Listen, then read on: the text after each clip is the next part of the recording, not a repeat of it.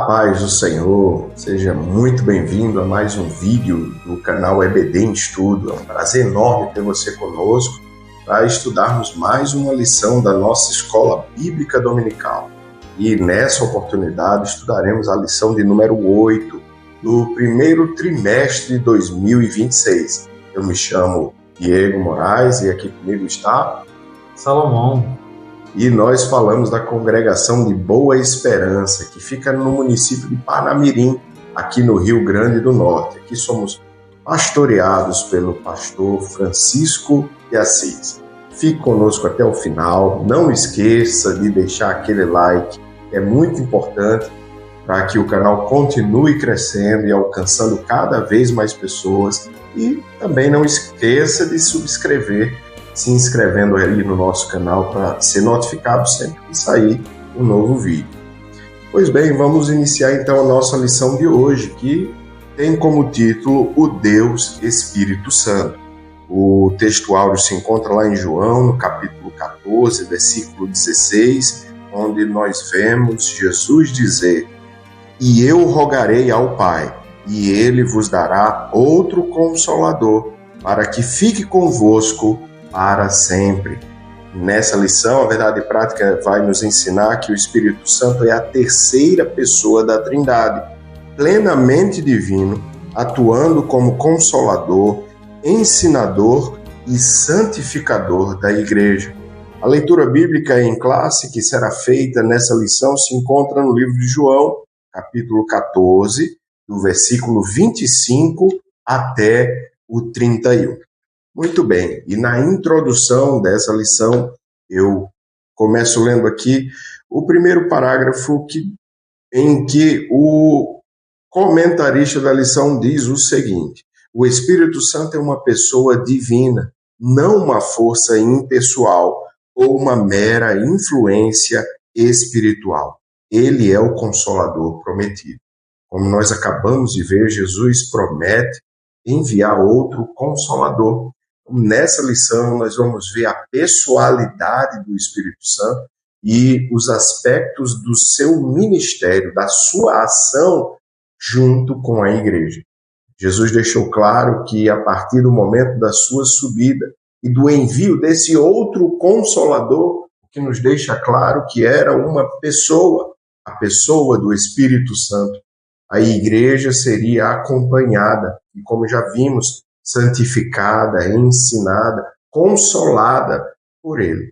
Nessa lição, então, nós vamos estudar os aspectos da pessoalidade e dos atributos do Espírito Santo de Deus, que também é Deus, não é, irmão? É verdade, que lição, né? Que temática maravilhosa nesse primeiro trimestre de 2026, que maravilha. O primeiro tópico tem como tema a pessoa do Espírito Santo.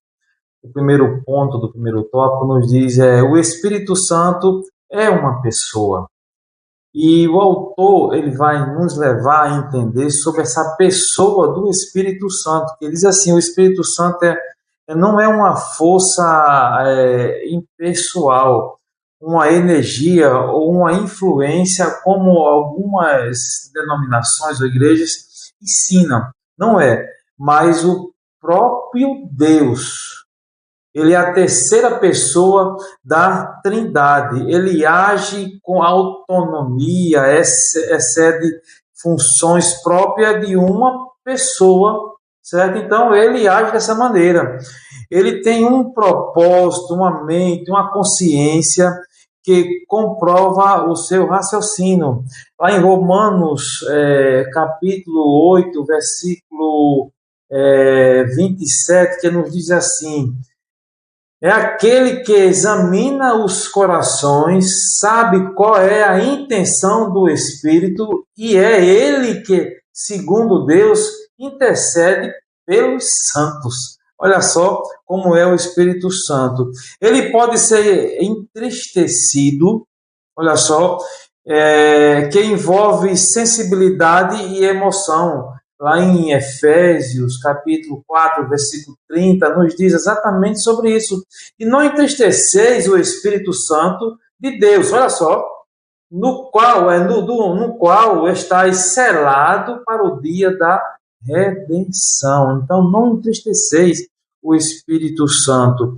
Ele ensina, faz lembrar, e que demonstra inteligência, comunicação, consciência. Olha só como é uma prova concreta que o Espírito Santo é uma pessoa.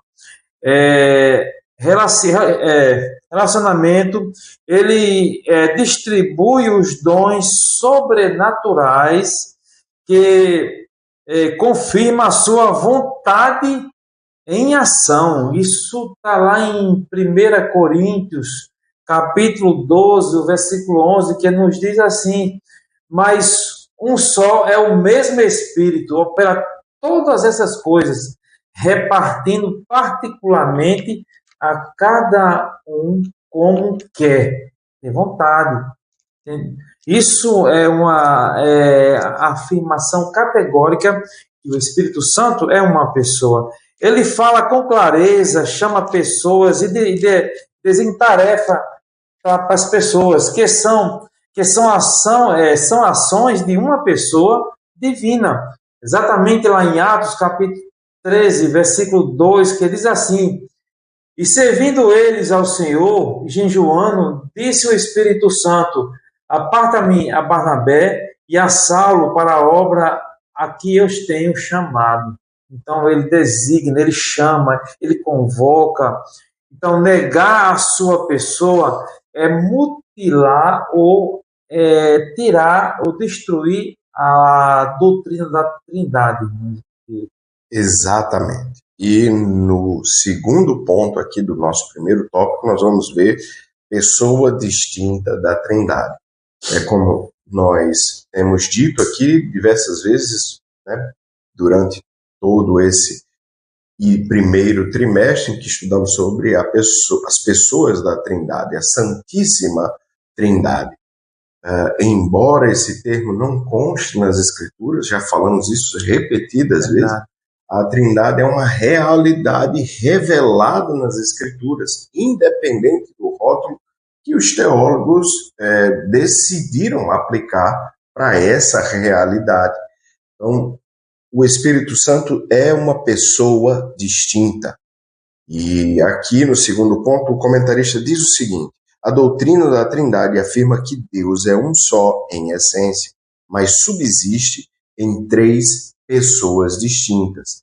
Então, uma parte fundamental dessa doutrina da Trindade, que temos estudado mais detalhadamente nesse trimestre, é a existência desse Deus, ou a sua subsistência, em três pessoas.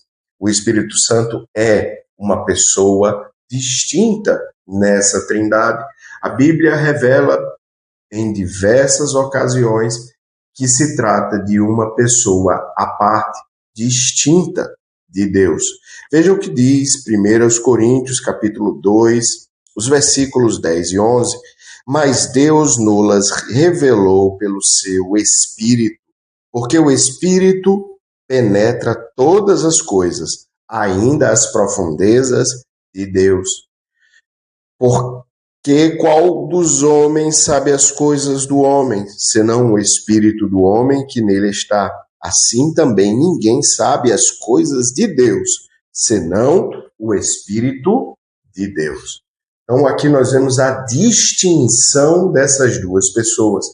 Pedro, assim como Paulo, também fala: eleito segundo a presciência de Deus Pai, em santificação do Espírito, para obediência e aspersão do sangue de Jesus Cristo. Então, Pedro aqui cita as três pessoas e o ministério específico de cada um. Onde? Em sua primeira epístola, capítulo 1, versículo 2. 1 Pedro, capítulo 1, versículo 2. Um versículo muito importante para a defesa da distinção das pessoas na Trindade, uma vez que aqui vemos ministérios ou serviços ou atributos específicos para cada pessoa. O comentarista prossegue e ainda vai falar das sucessivas heresias que surgem pelo não entendimento dessa realidade da Trindade, o arianismo. E o arianismo pregava a não deidade de Cristo e também do Espírito Santo. Essa doutrina não morreu, como já foi dito pelo nosso irmão Salomão. O Espírito Santo, muitas vezes, é descrito em algumas doutrinas heréticas, malignas, distintas das Escrituras, que o Espírito Santo é a força ativa de Deus, sem pessoalidade. Então, quem defende isso está enquadrado na heresia proposta inicialmente no princípio da igreja por Ariano, mas também não é os pneumatômacos, que são aqueles que descrevem que até podem aceitar a deidade de Cristo, mas negam preemptivamente a deidade do Espírito Santo de Deus, muito mais ainda a sua distinção como pessoa da Trindade. Amém. O terceiro ponto ainda do primeiro tópico tem como tema o Consolador Prometido. O autor da lição aqui, ele diz que Jesus prometeu aos discípulos um divino companheiro. Está justamente lá em João, capítulo 14, versículo 16, que diz assim: eu rogarei ao Pai, e ele vos dará um outro Consolador. Para quê? Para que fique convosco para sempre. Foi promessa de Jesus. E ele diz aqui que a palavra consolador é a tradução do grego parakletos, que significa aquele que encoraja, aquele que conforta, e também ajudador, aquele que auxilia na necessidade. Olha só, e ainda advogado.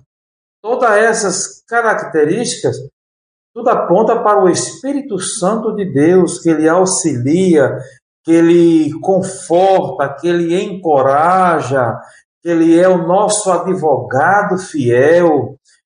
São características que apontam para o Espírito Santo, que intercede e defende alguém perante a autoridade. No vocábulo paracleto aparece 5 vezes nos escritos de João, referindo-se tanto ao Espírito Santo como a Cristo também. É importante ressaltar sobre isso. E nesse contexto, o Espírito Santo é chamado de um outro consolador, isto é, alguém da mesma natureza de Jesus. Cristo usa esse termo aqui, ó, como eu ao Pai, eu rogarei ao Pai, e ele vos dará um outro consolador, quer dizer, da mesma essência, igual a Jesus Cristo de Nazaré. O Espírito Santo, portanto, não é inferior ao Filho, mas assume o papel da presença permanente de Deus na vida dos crentes, aquele que está sempre presente, sempre consolando, sempre ajudando, guiando, confortando. Esse é o Consolador prometido por Jesus Cristo de Nazaré, irmão. Exatamente. E aí nós vemos reafirmada a pessoalidade, né, a divindade do Espírito Santo. E no segundo tópico da nossa lição nós vamos ver justamente isso, a divindade do Espírito Santo. E o primeiro ponto é o debate filioque. Esse é um termo latino que significa do filho. Foi inserida no credo niceno-constantinopolitano para reafirmar o ensino bíblico que o Espírito procede do Pai e do Filho. O Espírito Santo que o Pai enviará em meu nome. João 15, 26. Então, por diversas vezes no finalzinho do seu ministério, Jesus afirma que é necessário que ele vá para o Pai. E acontecendo isso, o outro Consolador, como nós acabamos de ver, seria enviado. Eu acho interessante como em uma dessas ocasiões Jesus diz: vos importa que eu vá para o Pai. Então, era em nosso benefício que ele precisaria ir para concluir a sua obra a parte inicial da sua obra de redenção, assim como ele veio do céu, e Deus trabalha com processos perfeitos, ele só terminaria o processo de redenção na cruz, foi consumado, mas a missão estaria completa quando ele retornasse para o lugar de onde ele partiu, o céu. Então, por isso, ele deixa muito claro que importava que ele subisse, porque se ele não fosse, o Consolador não seria enviado. Então, esse debate parte da premissa de que o Espírito Santo tem a mesma essência do Filho, né? E é Deus. Havia as heresias que já citamos, a de Ariano, por exemplo, que queria negar essa realidade. E foi justamente aqui na constituição do credo de Nicéia, né? E aí foi inserida nessas discussões a procedência do Espírito Santo e também a sua divindade. No crédito, só quero chamar crédito, né? Mas no credo. No credo, queridos, no credo foi inserida a frase: no Espírito Santo, Senhor que dá a vida e procede do Pai e do Filho, e com o Pai e o Filho é adorado e glorificado. Isso aqui não é um versículo bíblico, mas foi inserido no credo niceno-constantinopolitano. Então, lá se discutiu isso por causa das heresias que queriam atacar a deidade. No primeiro tópico, nós falamos sobre a distinção do Espírito Santo e vimos na Bíblia claramente que é uma pessoa distinta.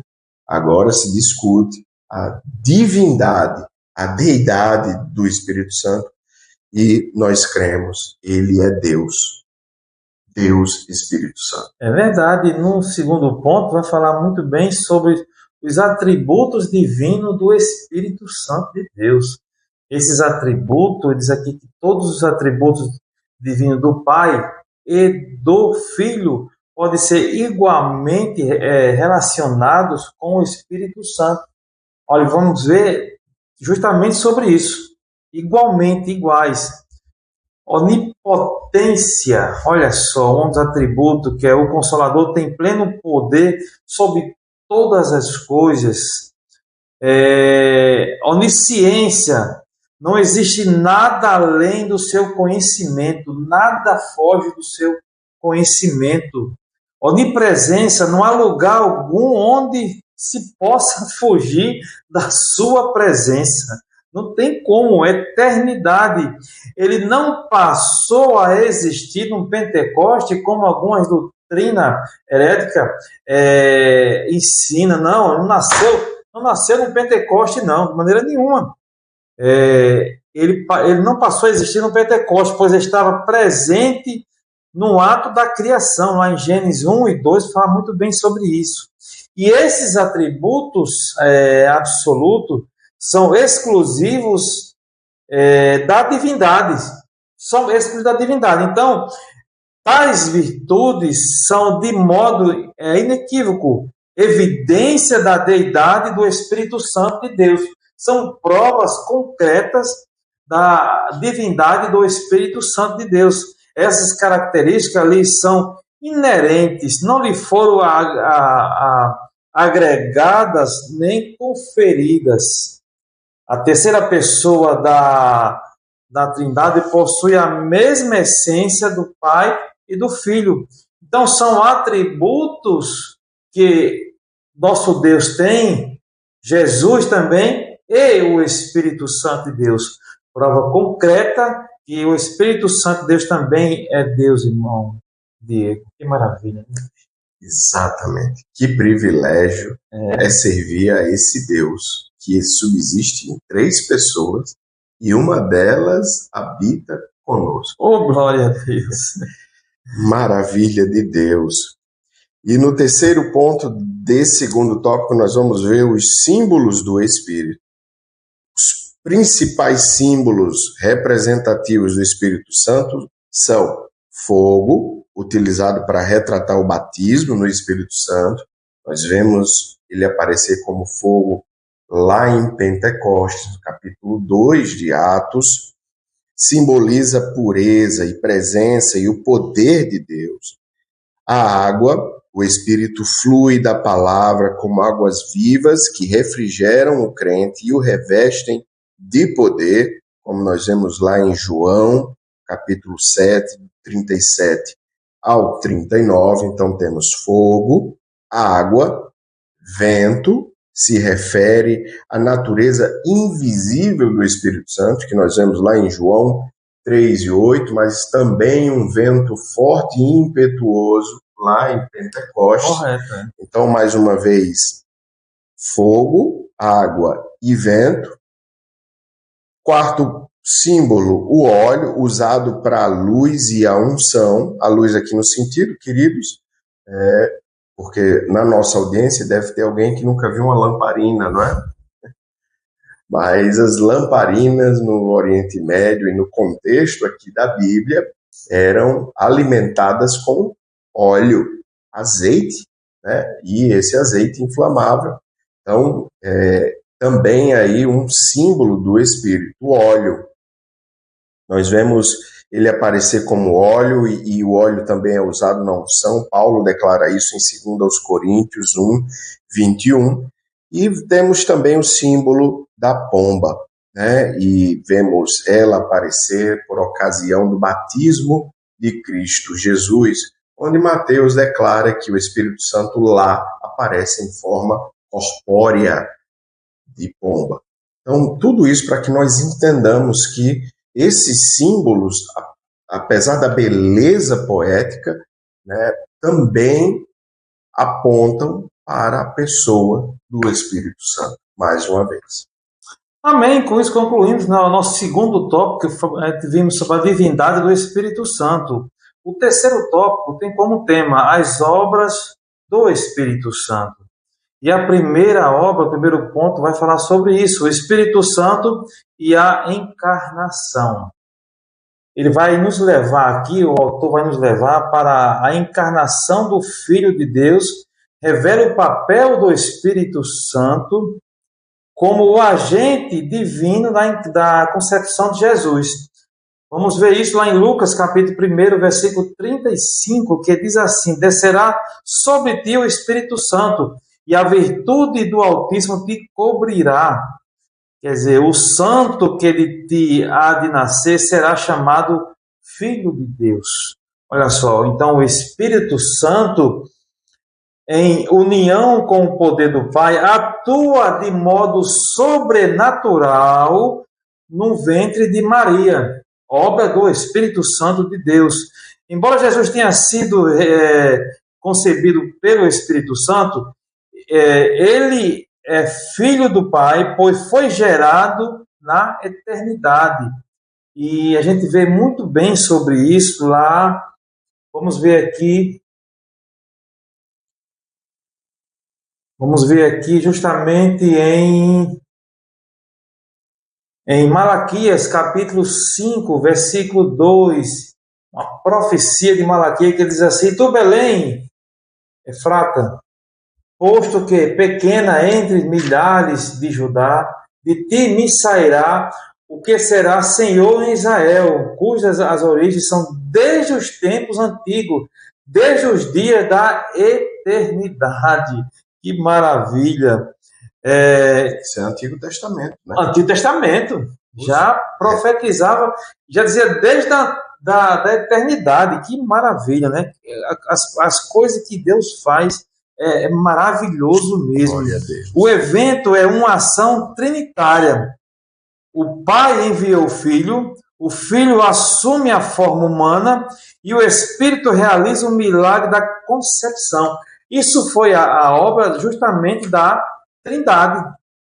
A divindade do Espírito Santo é confirmada por sua participação direta na encarnação do Verbo. É uma obra que somente Deus poderia realizar.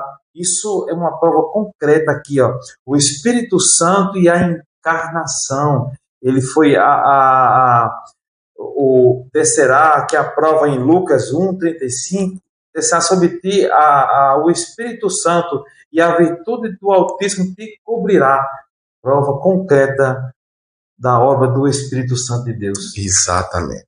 E aí, no nascimento, na encarnação de Jesus, e no segundo ponto, nós vamos ver a obra do Espírito Santo na ressurreição de Jesus. O segundo ponto é o Espírito Santo e a ressurreição. Queridos, esses pontos aqui são muito importantes, porque nós vemos a ação do Espírito Santo de forma independente, pessoal, individual, no propósito redentivo de Deus. Veja só o que revela Paulo aos Romanos, capítulo 8, versículo 11. Esse versículo é muito importante porque há poucos outros versículos que falem sobre esse aspecto, como Paulo fala aqui.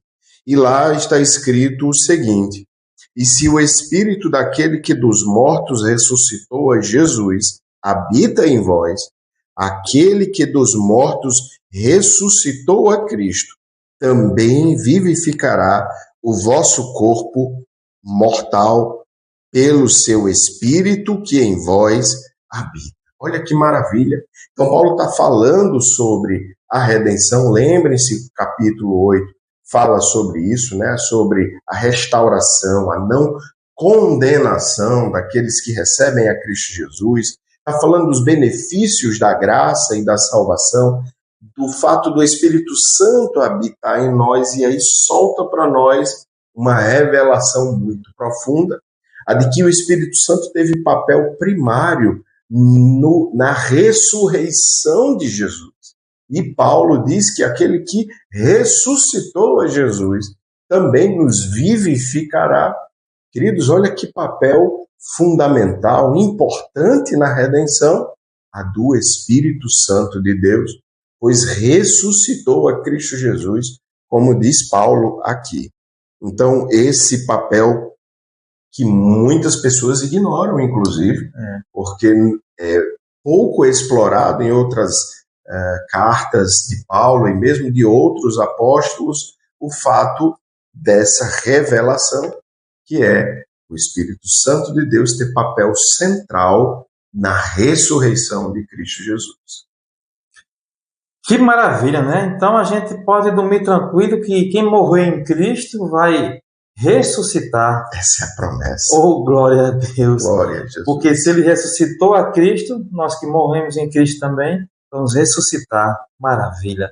O terceiro ponto, já para concluir esse terceiro tópico, tem como tema o Espírito Santo e a santificação. Santificação é separação, é consagração, é você se santificar para Cristo, é andar na presença de Cristo. Ele diz aqui que o Espírito Santo, o Espírito não apenas nos convence do pecado, ele é responsável por nos convencer do nosso pecado, mas também promove a transformação. Olha só que lá em 1 Coríntios, capítulo 3, versículo 18, diz assim: mas todos nós, com a cara descoberta, refletindo como um espelho a glória do Senhor, somos transformados de glória em glória na mesma imagem, como pelo Espírito do Senhor. Que maravilha! Então ele é responsável também pela nossa transformação. A lição diz assim que Deus nos escolheu para vivermos em santidade. Nós somos separados para ser santo. A santificação, ela possui duas dimensões, ou por exemplo, dois aspectos, que é a santificação posicional, que é a partir do momento, no momento da conversão, você se converte a Cristo, você toma a posição de andar na presença de Deus, andar na presença de nosso Senhor Jesus Cristo, separado de tudo que profana a Cristo Jesus, tudo que é contrário à sua palavra. Então você toma essa posição. Por isso que a primeira dimensão é posicional. A segunda, a outra é progressiva. É dia após dia. Ele diz aqui como um processo contínuo de transformação. É todos os dias. passo a passo, degrau após degrau, subindo para o céu. Isso é a santificação progressiva. O Espírito Santo habita no crente desde a regeneração até a glorificação. Glória a Deus, aleluia. Conduzindo-o em santidade. Porém, requer uma cooperação do crente. Cooperação, porque Deus não vai fazer nada forçado. Você tem que querer, tem que amar a santificação. Tem que buscar a santificação dia após dia. Paulo exorta, andar em espírito. Gálatas capítulo 5, versículo 16. No entanto, não é resultado exclusivo do esforço humano, mas uma ação permanente do Espírito Santo. É uma ação que ele é permanente. Lá em 1 Pedro, capítulo 1, versículo 2, ele diz aqui, eleito segundo a presciência de Deus, Pai, em santificação do Espírito. Para quê? Para a obediência e aspersão do sangue de Jesus Cristo. Graça e paz vos sejam multiplicadas. Que maravilha! Essa ação atesta a deidade do Espírito, pois apenas Deus pode transformar o coração humano. Só apenas Deus pode transformar. Então, o Espírito Santo, ele opera em nós a santificação, e esse processo, só quem pode fazer isso é Deus. É uma prova concreta que o Espírito Santo é Deus, meu irmão. Exatamente. Salomão, e assim nós chegamos à conclusão de mais uma lição. E nessa lição nós vimos a ação do Espírito Santo, a sua divindade, os atributos, nós entendemos a sua pessoalidade, a sua individualidade. E, como diz o comentarista aqui na conclusão, compreender a divindade do Espírito Santo fortalece a nossa fé. A Bíblia revela um Deus que subsiste em 3 pessoas, e é inquestionável quando nos debruçamos sobre a Bíblia, perceber que esse Deus, nesse plano maravilhoso de redenção, tem no Espírito Santo o Consolador, o amigo que habita em nós. E o desejo de Deus se cumpre aqui. Desde o Antigo Testamento, vemos diversas promessas de que um dia o seu Espírito habitaria no povo, que o coração de pedra seria trocado por um coração de carne, e eu serei o seu povo, e eles serão o meu povo, e eu serei o seu Deus. As profecias se repetem nos profetas do Antigo Testamento, apontando para a realidade do Senhor a quem nós servimos, o Deus vivo a quem nós servimos, habitando no meio de nós. E se cumpre no fato do Espírito Santo habitar em nós. E nós termos sido selados com Ele para o dia da redenção, como diz Paulo, vasos de barro, é verdade, mas com um tesouro precioso dentro de nós, um tesouro inestimável, que é a presença viva do Deus eterno na pessoa do Espírito Santo de Deus. Então, assim nós chegamos ao fim dessa lição. Pedimos mais uma vez, queridos, que vocês não esqueçam de dar o like no vídeo, subscrever, deixe um comentário. Eu vou deixar um desafio aqui, irmão Salomão. Pode deixar. No Antigo Testamento, Isaías faz uma menção rara e explícita da Trindade. Você sabe onde fica essa citação? Onde Isaías fala do Pai, Filho e Espírito Santo? Será que você é capaz de deixar aqui nos comentários onde nós vemos uma menção que esse profeta faz à Trindade? Deixa aqui nos comentários se você sabe onde fica, já que você chegou até aqui, o final. Mais uma vez, nós pedimos que Deus o abençoe e nos vemos no próximo. Você chegou até aqui, né? Não esqueça, como já dissemos, é muito importante. Que Deus abençoe sua vida e nos vemos numa próxima lição. Amém. Que Deus nos abençoe com muitas bênçãos dos céus. Até a próxima aula, se assim Deus permitir.